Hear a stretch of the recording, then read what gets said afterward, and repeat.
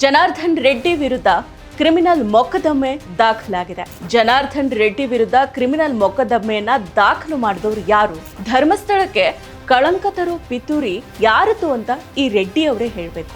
ಧರ್ಮಸ್ಥಳದ ಷಡ್ಯಂತ್ರದ ಹಿಂದಿನ master mind ಯಾರು? ನಮಸ್ಕಾರ. ಕರ್ನಾಟಕದ ರಾಜಕೀಯ ಮತ್ತು ಗಣಿಗಾರಿಕೆಯ ಜಗತ್ತಿನಲ್ಲಿ ವಿವಾದಾತ್ಮಕ ವ್ಯಕ್ತಿಯಾಗಿ ಗುರುತಿಸಿಕೊಂಡಿರೋ ಗಾಲಿ ಜನಾರ್ದನ್ ರೆಡ್ಡಿ ಇದೀಗ ಮತ್ತೆ ಸುದ್ದಿಯಲ್ಲಿದ್ದಾರೆ.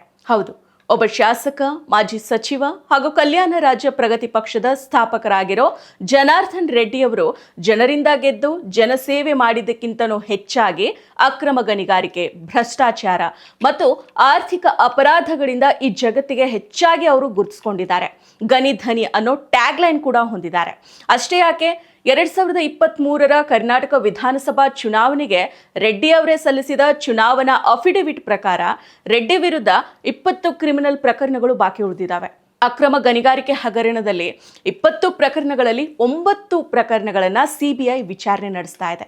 ಗಣಿಗಾರಿಕೆಯಿಂದಾನೇ ಕುಖ್ಯಾತಿ ಹೆಸರನ್ನ ಗಳಿಸಿರೋ ಹಾಗೇನೆ ಗಣಿಗಾರಿಕೆ ಪ್ರಕರಣದಲ್ಲಿ ಜೈಲು ಸೇರಿ ಬಂದಿರೋ ವ್ಯಕ್ತಿ ಇನ್ನೊಬ್ಬರ ಮೇಲೆ ಆರೋಪ ಮಾಡ್ತಾ ಕೂತಿದ್ದಾರೆ. ನನಗಿಷ್ಟ ನಂದಿನಿ ತುಪ್ಪ, ಶುದ್ಧ ತುಪ್ಪ ಅಂದ್ರೆ ನಂದಿನಿ. ಹೌದು, ಧರ್ಮಸ್ಥಳ ಗ್ರಾಮದಲ್ಲಿ ನಡೆದಿದೆ ಎನ್ನಲಾದ ನೂರಾರು ಶವಗಳ ಅಕ್ರಮ ಅಂತ್ಯಕ್ರಿಯೆ ಪ್ರಕರಣದ ಬಗ್ಗೆ ತಮ್ಮ ಮೇಲೆ ಬಂದಿರೋ ಆರೋಪಗಳ ಕುರಿತು ತಮಿಳುನಾಡಿನ ತಿರುವಳ್ಳೂರ್ ಲೋಕಸಭಾ ಕ್ಷೇತ್ರದ ಕಾಂಗ್ರೆಸ್ ಸಂಸದ ಸಸಿಕಾಂತ್ ಸೆಂಥಿಲ್ ಅವರು ಗಂಗಾವತಿ ಶಾಸಕ ಜನಾರ್ದನ್ ರೆಡ್ಡಿ ವಿರುದ್ಧ ನ್ಯಾಯಾಲಯದ ಮೊರೆ ಹೋಗಿದ್ದಾರೆ. ಧರ್ಮಸ್ಥಳಕ್ಕೆ ಕಳಂಕ ತರೋ ಪಿತೂರಿಯ ಹಿಂದಿನ ರೂವಾರಿ ಸಸಿಕಾಂತ್ ಸೆಂಥಿಲ್ ಅಂತ ಆರೋಪ ಮಾಡಿದ್ದ ಜನಾರ್ದನ್ ರೆಡ್ಡಿ ವಿರುದ್ಧ ಸಸಿಕಾಂತ್ ಸೆಂಥಿಲ್ ಅವರು ಬೆಂಗಳೂರಿನಲ್ಲಿ ಕ್ರಿಮಿನಲ್ ಮಾನನಷ್ಟ ಮೊಕದ್ದಮೆಯನ್ನ ದಾಖಲು ಮಾಡಿದ್ದಾರೆ.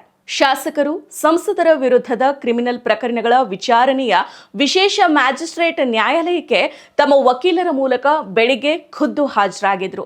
ಸಸಿಕಾಂತ್ ಸೆಂಥಿಲ್ ಪರ ಹಾಜರಾಗಿದ್ದ ಹೈಕೋರ್ಟ್ ವಕೀಲರಾದ ಸೂರ್ಯ ಮುಕುಂದರಾಜ್ ಮತ್ತು ಸಂಜಯ್ ಯಾದವ್ ಈ ದೂರನ್ನ ದಾಖಲು ಮಾಡಿಕೊಳ್ಳುವಂತೆ ಮ್ಯಾಜಿಸ್ಟ್ರೇಟ್ KN ಶಿವಕುಮಾರ್ ಅವರಿಗೆ ಮನವಿಯನ್ನ ಮಾಡಿದ್ರು. ಇದನ್ನ ಮಾನ್ಯ ಮಾಡಿದ ನ್ಯಾಯಾಧೀಶರು ಇದೇ ಸೆಪ್ಟೆಂಬರ್ 11ಕ್ಕೆ ದೂರಿನ ವಿಚಾರಣೆಯನ್ನ ನಡೆಸೋದಾಗಿ ತಿಳಿಸಿದ್ದಾರೆ. ಇನ್ನು ಬೆಂಗಳೂರಿನಲ್ಲಿ ಮಾಧ್ಯಮ ಪ್ರತಿನಿಧಿಗಳ ಜೊತೆಗೆ ಮಾತನಾಡಿದ ಸಸಿಕಾಂತ್ ಸೆಂಥಿಲ್ ಅವರು ಈಗ ನಡೀತಾ ಇರೋ SIT ತನಿಖೆಯ ಹಿಂದಿನ ಚಿತ್ರಕಥೆಗಾರ ಮತ್ತು ಮಾಸ್ಟರ್ ಮೈಂಡ್ ಅಂತ ತಮ್ಮನ್ನ ತಪ್ಪಾಗಿ ಬಿಂಬಿಸಲಾಗಿದೆ. ಆರಂಭದಲ್ಲಿ ನಾನು ಈ ಬಗ್ಗೆ ಪ್ರತಿಕ್ರಿಯೆಯನ್ನ ನೀಡದೇ ಇರೋದಕ್ಕೆ ನಿರ್ಧಾರ ಮಾಡಿದ್ದೆ. ಜನಾರ್ದನ್ ರೆಡ್ಡಿ ಅವರು ಆರೋಪ ಮಾಡಿದ ಸಂದರ್ಭದಲ್ಲಿ ನಾನು ಸಂಸತ್ತು ಅಧಿವೇಶನದಲ್ಲಿ ಭಾಗಿಯಾಗಿದ್ದೆ. ಅವರ ಆರೋಪಗಳು ಬಾಲಿಶವಾಗಿದೆ ಅಂತ ಹೇಳಿದ್ದಾರೆ. ಈ ಪ್ರಕರಣದಲ್ಲಿ ನನ್ನ ಹೆಸರನ್ನ ನಿತ್ಯವೂ ಕೂಡ ಎಳೆದು ತರಲಾಗ್ತಾ ಇದೆ. ಇದರ ಹಿಂದೆ ರಾಜಕೀಯ ದುರುದ್ದೇಶ ಅಡಗಿದೆ. ನಾನು ಬಲಪಂಥೀಯ ಚಟುವಟಿಕೆಗಳ ಬಗ್ಗೆ ಹೊಂದಿರೋ ನಿಲುವಿನಿಂದಾಗಿನೇ ಕೆಲವರು ಇಂತಹ ಗುಲ್ಲೆಬ್ಬಿಸ್ತಾ ಇದ್ದಾರೆ. ಕರ್ನಾಟಕದ ಜನತೆಗೆ ಟೋಪಿಯನ್ನ ಹಾಕ್ತಾ ಇದ್ದಾರೆ. ಜನಾರ್ದನ್ ರೆಡ್ಡಿ ಗನಿಯನ್ನ ಲೂಟಿ ಹೊಡೆದ ವ್ಯಕ್ತಿ. ಆತ ನ್ಯಾಯಮೂರ್ತಿಗಳನ್ನೇ ಬಿಟ್ಟಿಲ್ಲ ಅಂತ ಕಿಡಿಕಾರಿದ್ದಾರೆ. ಇನ್ನು ಮುಂದುವರೆದು ಮಾತನಾಡಿರೋ ಅವರು, ನನ್ನನ್ನ ಕ್ರಿಶ್ಚಿಯನ್ ಅಂತ ಪ್ರಚಾರ ಮಾಡಲಾಗ್ತಾ ಇದೆ. ಅಸಲಿಗೆ ಸುಬ್ರಹ್ಮಣ್ಯನ ಮತ್ತೊಂದು ಹೆಸರೇ ಸೆಂಥಿಲ್ ಅನ್ನೋದು ಕೂಡ ಇವರಿಗೆ ಗೊತ್ತಿಲ್ಲ. ನನ್ನ ವಿರುದ್ಧ ಯಾರೇ ಆಗಲಿ ಯಾವುದೇ ರೀತಿ ಇಲ್ಲಸಲ್ಲದ ಆರೋಪಗಳನ್ನ ಮಾಡಿದ್ರೆ ಅಂಥವರ ವಿರುದ್ಧ ಖಂಡಿತವಾಗಿಯೂ ಕಾನೂನು ಕ್ರಮವನ್ನ ಕೈಗೊಳ್ತೀನಿ ಅಂತ ಇದೇ ವೇಳೆ ಎಚ್ಚರಿಕೆಯನ್ನ ನೀಡಿದ್ದಾರೆ. ಸೊ ನೋಡಿದ್ರಲ್ಲ, ಜನಾರ್ದನ್ ರೆಡ್ಡಿಯ ಜೀವನನೇ ಭ್ರಷ್ಟಾಚಾರ, ಅಕ್ರಮ ಗಣಿಗಾರಿಕೆ ಮತ್ತು ರಾಜಕೀಯ ದುರ್ಬಳಕೆಯಿಂದ ತುಂಬಿ ಹೋಗಿದೆ.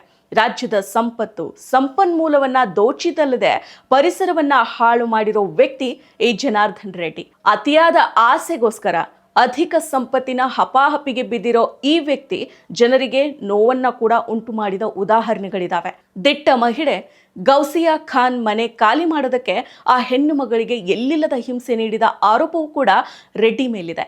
ಅಧಿಕಾರದ ಲಾಭಕ್ಕಾಗಿ, ವೈಯಕ್ತಿಕ ಲಾಭಕ್ಕಾಗಿ ಜನರಿಗೆ ಹಿಂಸೆಯನ್ನ ನೀಡಿರೋ ಈ ವ್ಯಕ್ತಿ ಇನ್ನೊಬ್ಬರ ಬಗ್ಗೆ ಕೇವಲವಾಗಿ ಮಾತಾಡ್ತಾ ಇರೋದು ನಿಜಕ್ಕೂ ಕೂಡ ದುರದೃಷ್ಟಕರ.